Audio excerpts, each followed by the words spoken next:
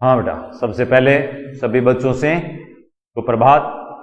और आज की इस वीडियो में अपने कक्षा 11 में आपका जो विषय हिंदी साहित्य है उस पर चर्चा करेंगे। कक्षा 11 में हिंदी साहित्य में अंतरा नई जो पाठ्य पुस्तक है, इस बार कक्षा 11 का पाठ्यक्रम बदल चुका है, जिसमें अंतरा नाम की एक पाठ्य पुस्तक है। और कई दिनों से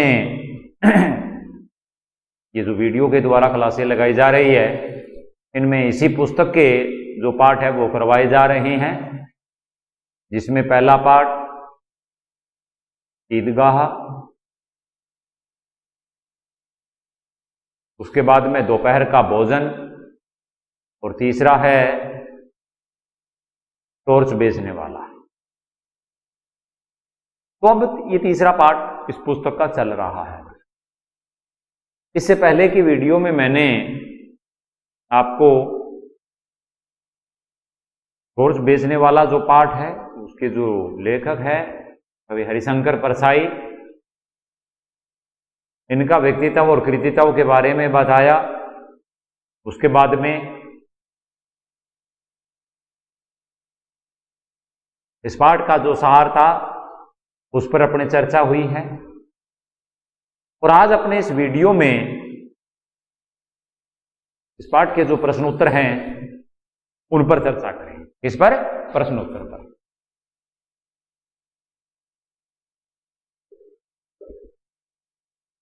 आज हमारी प्रश्नोत्तर पर चर्चा रहेगी।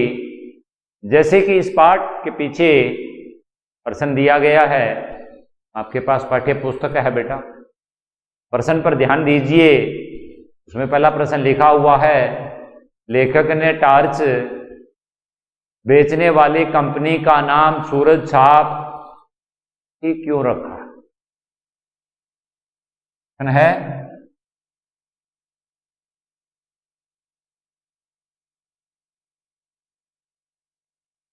लेखक ने टॉर्च बेचने वाली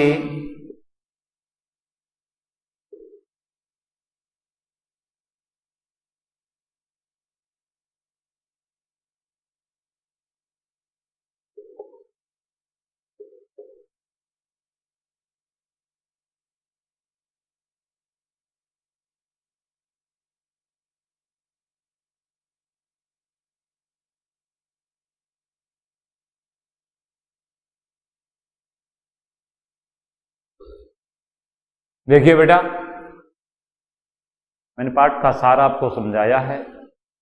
उम्मीद करता हूं कि आपने भी इस पाठ्य पुस्तक को घर बैठ करके इस पाठ का अध्ययन अवश्य किया होगा, उसको समझने का प्रयास किया होगा। तो प्रश्न है, लेखक ने टॉर्च बेचने वाले कंपनी का नाम सूरज छाप ही क्यों रखा है? सामान्य सी बात है बेटा। पाठ को पढ़ने के बाद में ये चीज हमारे समझ में आ जाती है। हम कह सकते हैं कि यह सामान्य सी बात है कि संसार को रोशन करने वाला, प्रकाशित करने वाला सूरज है बेटा। संपूर्ण चराचर जगत में, ब्रह्मांड में जो प्रकाश है, जो रोशनी है, वो सूरज की है बेटा। या यूं कहें, ये जो सूरज ही है जो सबको प्रकाशित करता है। जब सूर्य उदय होता है, आता है, तो इसके आने से, इसके उदय होते ही रात का जो अंधकार होता है वो चला जाता है, भाग जाता है। अतः लेखक सूरज छाप नाम रखकर पाठकों को कंपनी के प्रति आश्वस्त करना चाहता है। मतलब लेखक ये कह रहा है कि सूरज आता है, सूरज के आने से अंधकार दूर हो जाता है। तो इसी तरह से सूरज छाप नाम रख करके टॉर्च बेचने वाली कंपनी का नाम, मतलब सूरज छाप रख करके, और पाठकों को उस कंपनी के प्रति पूर्णतः विश्वास, पूर्णतः आश्वस्त करना चाहता है। क्योंकि टॉर्च का काम क्या है? प्रकाश करने का है, रोशनी करने का है। इस प्रकार से ये जो नाम है वो लेखक की बनाई गई कंपनी और जो कहानी है उसको सार्थकता प्रदान करता है। लेखक की बनाई गई कंपनी यानी सूरज साहब जो कंपनी है और साथ में जो कहानी पूरी की पूरी है, घटनाक्रम जो है, उसको ये नाम सार्थकता प्रदान करता है। तो इस तरह से बेटा आप इस प्रश्न का जो उत्तर है वो लिख सकते हो, जैसे मैंने आपको बताया है। इसके बाद में अगला प्रश्न आता है, वो है 5 साल बाद दोनों दोस्तों की मुलाकात किन परिस्थितियों में और कहां होती है?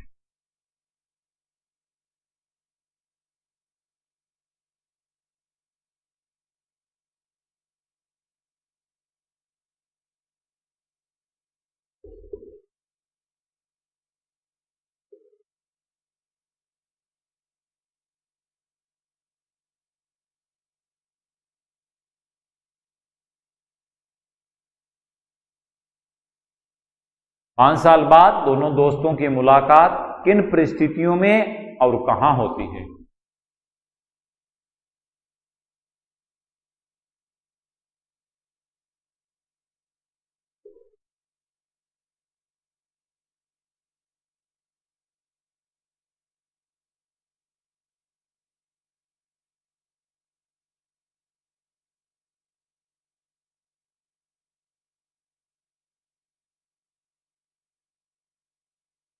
पाठ का अध्ययन किया है, पढ़ा है बेटा। पढ़ने के बाद में ये बात बच्चों के समझ में आ जानी चाहिए अच्छी तरह से कि 5 साल बाद दोनों दोस्तों की मुलाकात होती है, क्योंकि वो मिलने का पूर्व में एक दूसरे से वादा करते हैं। तो ये तय है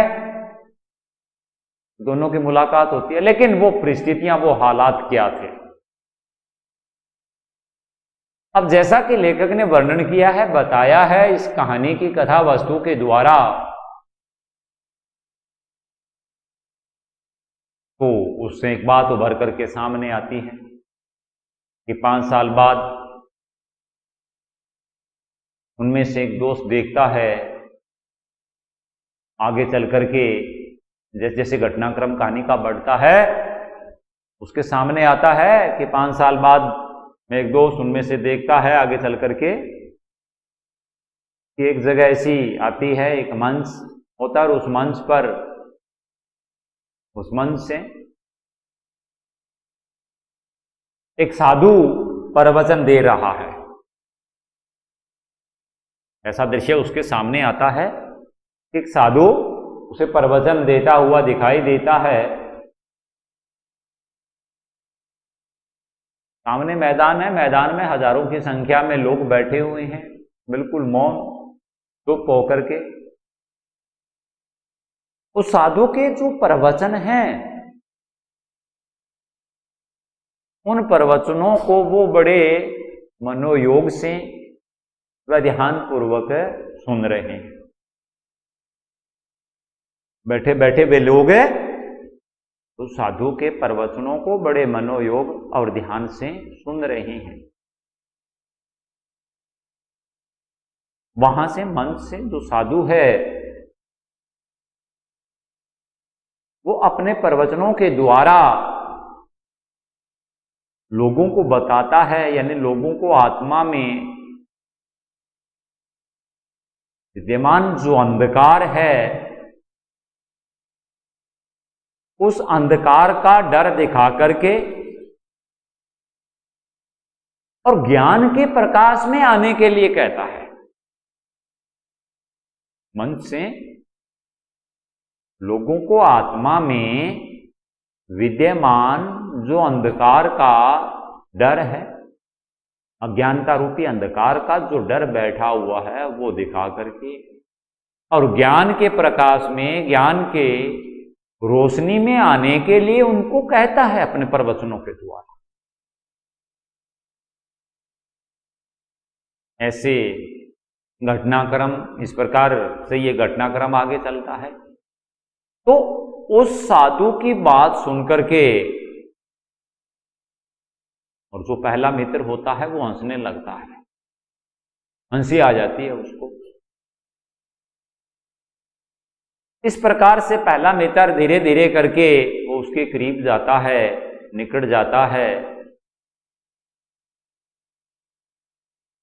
तो पता चलता है कि यह जो साधु यहां बैठ करके प्रवचन लोगों को दे रहा है, यह कोई और नहीं है, यह तो उसका पुराना मित्र है। पहले क्यों नहीं पहचान पाता है? क्योंकि पहले जैसी उसकी वेशभूषा नहीं है। उसने वैराग्य धारण कर रखा है, सिर के बाल बड़े हुए हैं, मुंह पर दाढ़ी बढ़ी हुई है। तो वो पहला मित्र है, वो अपने साथी मित्र को दूर से पहचानने में असमर्थ दिखाई देता है। इस प्रकार से वो उसके करीब जाता है, उसको पता चलता है आवाज आदि को सुनकर के कि यह तो उसका पुराना मित्र है, और उसने उससे 5 साल बाद मिलने का वादा किया था। जिसने उससे 5 साल बाद में मिलने का वादा किया था, यह तो वही मित्र है। अचानक इस प्रकार दोनों एक साथ मिलते हैं, एक साथ उनकी मुलाकात होती है। कोई तय कार्यक्रम के अनुसार उनकी मुलाकात नहीं। तो इस प्रकार अचानक मंच पर कह लो या वहीं कह लो, उन दोनों एक साथ मिलते हैं, और उन दोनों में से एक साधु बन जाता है, दूसरा टॉर्च बेचने वाला बन जाता है। एक साधु तो दूसरा टॉर्च बेचने। समझे होंगे बेटा इस प्रश्न का उत्तर है कि 5 साल बाद दोनों दोस्तों की जो मुलाकात है वो किन परिस्थितियों में और कहां होती है। तो जब हम पाठ्य पुस्तक का अध्ययन करते हैं, पढ़ते हैं, ये बात हमारे जहन में आती है, दिमाग में आती है। जैसे लेखक ने बताया है, व्यंग्यात्मक रचना का जो घटनाक्रम है उसमें 5 साल बाद में एक दोस्त जो है वो देखता है आगे चल करके एक मंच से एक साधु है, वो प्रवचन लोगों को दे रहा होता है। उसके प्रवचनों को उसके सामने बैठी हुई जो प्रजा है, लोग हैं, वो बड़े मनोयोग और ध्यान पूर्वक सुन रहे हैं। इस समय जो वो प्रवचन दे रहा है वह अपने प्रवचनों के द्वारा लोगों को आत्मा में विद्यमान अंधकार का डर दिखाकर, लोगों को आत्मा में विद्यमान जो अज्ञानता रूपी अंधकार है उसका वह डर दिखाता है, भयभीत करता है, और उनको ज्ञान के प्रकाश में या ज्ञान की रोशनी में आने के लिए कहता है। ये अपने प्रवचनों के द्वारा, अपने शब्दों के द्वारा, अपने वाणी के द्वारा इस प्रकार से वो समझा रहा है। अब वो मित्र वहां पहुंचता है, करीब जाता है, उस साधु की बात सुनकर के वह पहला मित्र हंस देता, हंसी आ जाती है उसको। जब वह उसके और करीब जाता है, समीप जाता है, निकट जाता है,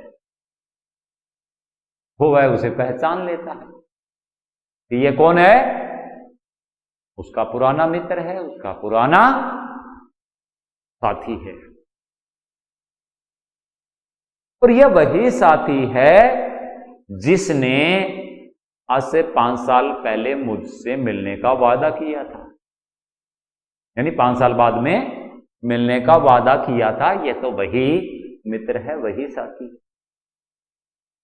इस प्रकार से ये परिस्थितियां रही है बेटा, घटनाक्रम जो रहा है, इस प्रकार से दोनों का जो मिलन होता है वो कोई सोची समझी तय सीमा के अनुसार तो नहीं है, अकस्मात अचानक उन दोनों का मिलन होता है।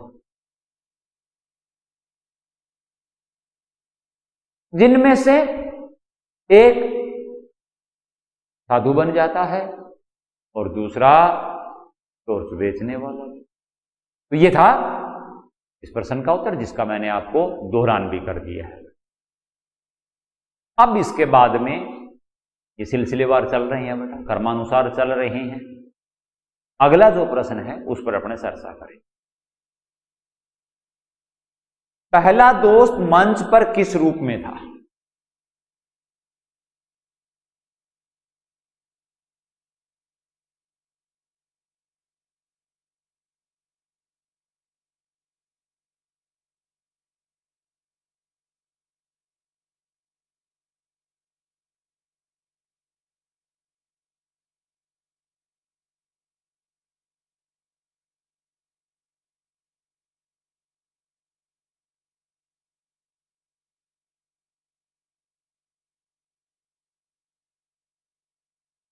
पहला दोस्त मंच पर किस रूप में था और वह किस अंधेरे को दूर करने के लिए टॉर्च बेचता था?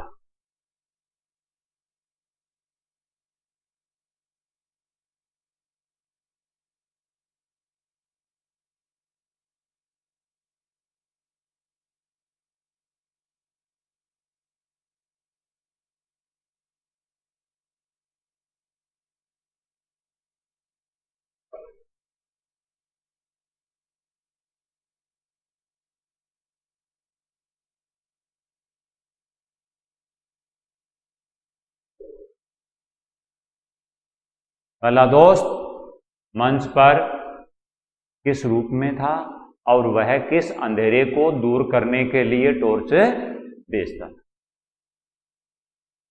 प्रश्न को समझिए बेटा, किस रूप में था पहला दोस्त? पाठ को पढ़ लिया है, पाठ का अध्ययन आपने कर लिया है, आपको आभास हो जाना चाहिए बेटा, जो घटनाक्रम है, जो हालात, जो परिस्थिति है, उससे आप परिचित होंगे। और ये बात जो है, ये जो प्रश्न है, ये कोई कठिन नहीं है, बहुत आसान है। पहला जो दोस्त है वो मंच पर किस रूप में था? साधु था बेटा, साधु के रूप में विद्यमान, यानी पहला दोस्त साधु के रूप में मंच पर विद्यमान था। यह बात स्पष्ट हो रही है। और क्या कर रहा था? मंच पर बैठ करके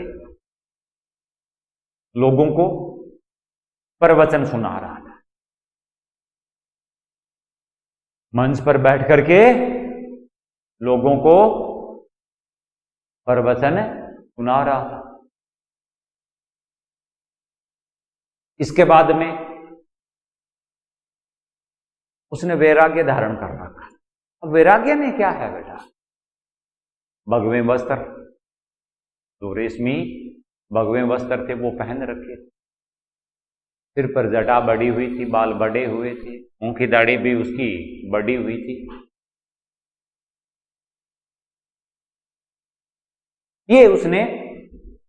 ये जो उसका भव्य रूप था, इस भव्य रूप में, यानी इस वैराग्य के अंदर भी जो भव्यता थी वो झलक रही थी।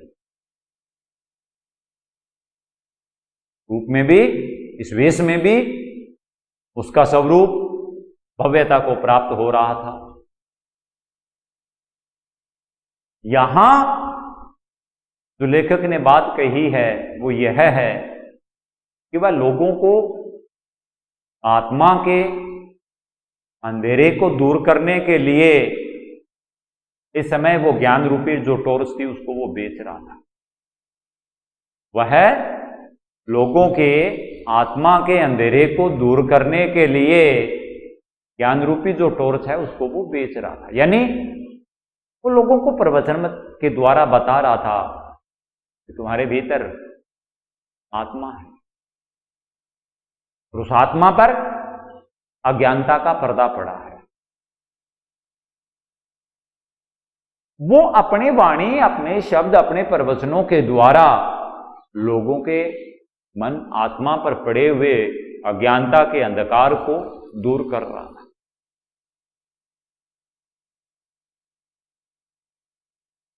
और दूर करने के लिए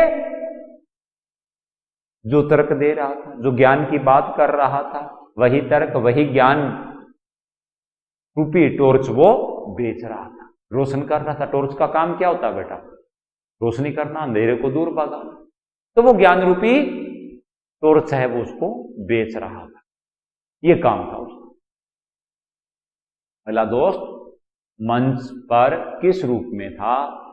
तो पहला जो दोस्त है वो किस रूप में था बेटा? साधु के रूप में था।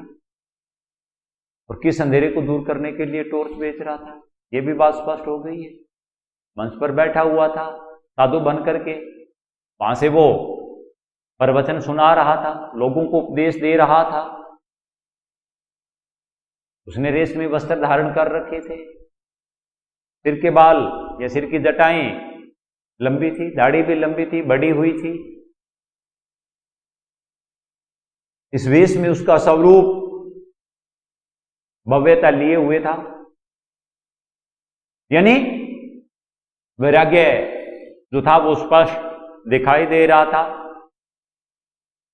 और वहां बैठे बैठे वह लोगों को आत्मा के अंधकार को दूर करने के लिए ज्ञान रूपी जो टॉर्च है उसको वो बेच रहा था। यह है बेटा इस प्रश्न का उत्तर। अब आगे एक प्रश्न और आता है बेटा, भव्य पुरुष ने कहा जहां अंधकार है वहीं प्रकाश है।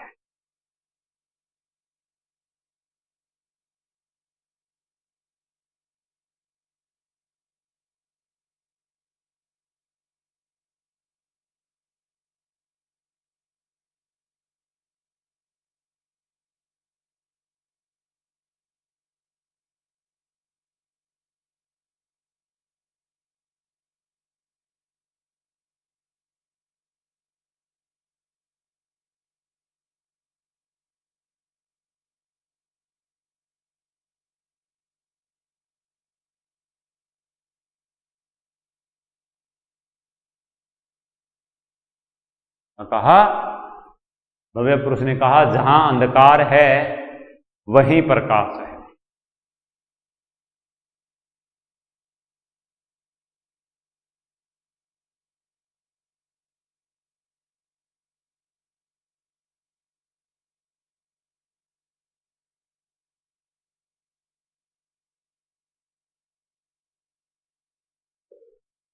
इसका क्या तात्पर्य है,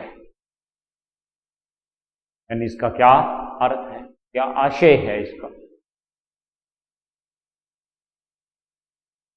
पाठ का अध्ययन किया है, लेखक ने जो बात बताई है उस पर हमने चिंतन मनन किया है। और चिंतन मनन करने के बाद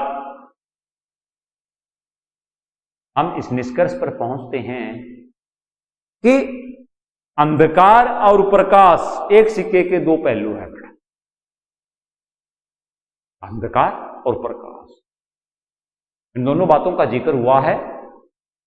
तो अंधकार और प्रकाश है वो एक सिक्के के दो पहलू हैं और ये बराबर चलते हैं। व्यक्ति के जीवन के दो पक्ष, कहीं भी चलिए बेटा, सुख है तो दुख है, दिन है तो रात है, अंधकार है तो प्रकाश है, जीवन है तो मृत्यु है, लाभ है तो हानि है। कहीं भी चलिए बेटा, किसी भी परिप्रेक्ष्य में आप चिंतन मनन करके देख लीजिए। मैं एक व्यवहारिक बात बता रहा हूं आपको, ये चीजें बराबर चलती है जीवन के। क्यों? इनका होना इसलिए जरूरी है कि एक की कमी दूसरे का एहसास करवाती है। मान लो हमारे जीवन में दुख है, हम दुखों से गुजर रहे हैं, तो दुखों से गुजरते समय हमारा प्रयास और प्रयत्न होगा, कोशिश जो होगी वो सुख को प्राप्त करने की होगी। लेकिन इस समय हम सुख के लिए जो कोशिश प्रयास प्रयत्न क्यों कर रही हैं?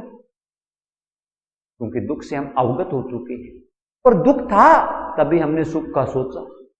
अगर दुख नहीं होता तो वो सुख का आभास कभी भी नहीं होने देता। ध्यान देना बेटा इस बात पर। तो यहां भी ये चीज हमारे सामने है, अंधकार और प्रकाश एक सिक्के के दो पहलू है। अंधकार के अस्तित्व को समाप्त करने के लिए अंधकार का जो साम्राज्य है उसको समाप्त करने के लिए प्रकाश का होना बहुत जरूरी है।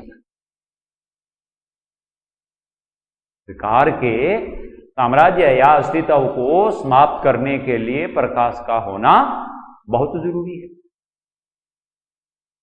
इसलिए जहां अंधकार होगा वहां प्रकाश भी होगा, और जहां प्रकाश होगा वहां अंधकार भी होगा। मैंने पूर्व में यह बात बता दी बेटा,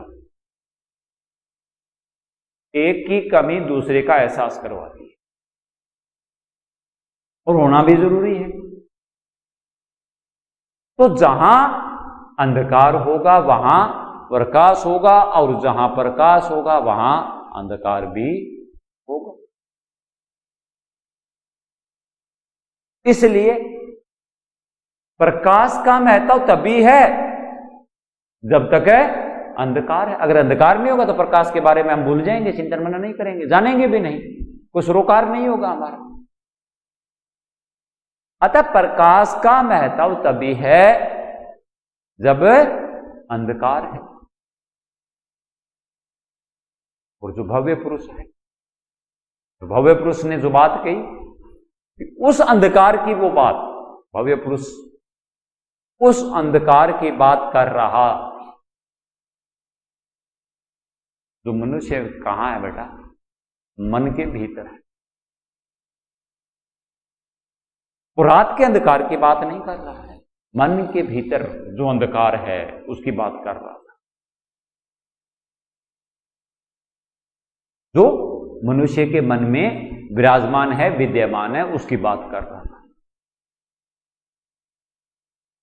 इस अंधकार के व्यक्ति के भीतर आत्मा में विद्यमान अंधकार के चलते मनुष्य में सोचने समझने की शक्ति है वो नष्ट हो जाती है। यूं कहें कि मनुष्य सोचने समझने की जो शक्ति है उसको वो खो देता है। क्यों? क्योंकि अज्ञानता रूपी जो अंधकार है ये व्यक्ति के भीतर दुख और निराशा को उपजाता है, उसको पैदा करता है। इसको दूर करने का एक ही साधन है, एक ही मार्ग है, एक ही तरीका है, वो है यह दवा कहें, क्या है इसकी दवा, क्या है इसका इलाज, समाधान, वो है ज्ञान रूपी प्रकाश। ज्ञान रूपी प्रकाश के द्वारा इसको दूर किया जा सकता। यह था बेटा इस प्रश्न का उत्तर कि भव्य पुरुष ने कहा जहां अंधकार है वहीं प्रकाश है। इस पंक्ति का क्या तात्पर्य, इसका आशय यही है, अंधकार और प्रकाश एक सिक्के के दो पहलू है, इनका होना भी जरूरी है। इनमें से एक की कमी होने से वो दूसरे के अस्तित्व को भुला देगा। जब तक ये रहेंगे तब तक एक दूसरे का एहसास होता रहेगा, एक दूसरे की कमी है वो खलती रहेगी, और ये प्रक्रिया है वो निरंतर व्यक्ति के जीवन में आगे चलती रहेगी। अंधकार के अस्तित्व को समाप्त करने के लिए प्रकाश का होना भी लाजमी होता है, जरूरी होता है। अतः जहां अंधकार होगा वहां प्रकाश आएगा, और जहां प्रकाश होगा वहां अंधकार भी आएगा। प्रकाश का महत्व तभी है जब तक है अंधकार बना हुआ है, और अगर अंधकार नहीं है प्रकाश का कोई महत्व नहीं रहेगा। तो भव्य पुरुष जो बात कर रहा था वो किस अंधकार की, वो उस अंधकार की बात कर रहा था जो मनुष्य के मन में विराजमान है, विद्यमान है। और कौन सा? अज्ञानता रूपी। इस अंधकार के चलते मनुष्य सोचने समझने की जो शक्ति है वो खो देता है, यानी बुद्धि और विवेक है उसका काम करना बंद कर देता है। अज्ञानता रूपी अंधकार के चलते व्यक्ति का बुद्धि विवेक है वो काम करना बंद कर देता है। ये अंधकार दुख और निराशा को व्यक्ति के जीवन में उपजाता रहता है। इसे ज्ञान रूपी प्रकाश के द्वारा ही दूर किया जा सकता है। तो ये था बेटा इस चौथे प्रश्न का उत्तर। अब अपने अगली वीडियो के अंदर आगे जो 30 प्रश्न हैं उन पर चर्चा करेंगे। तब तक के लिए धन्यवाद बेटा।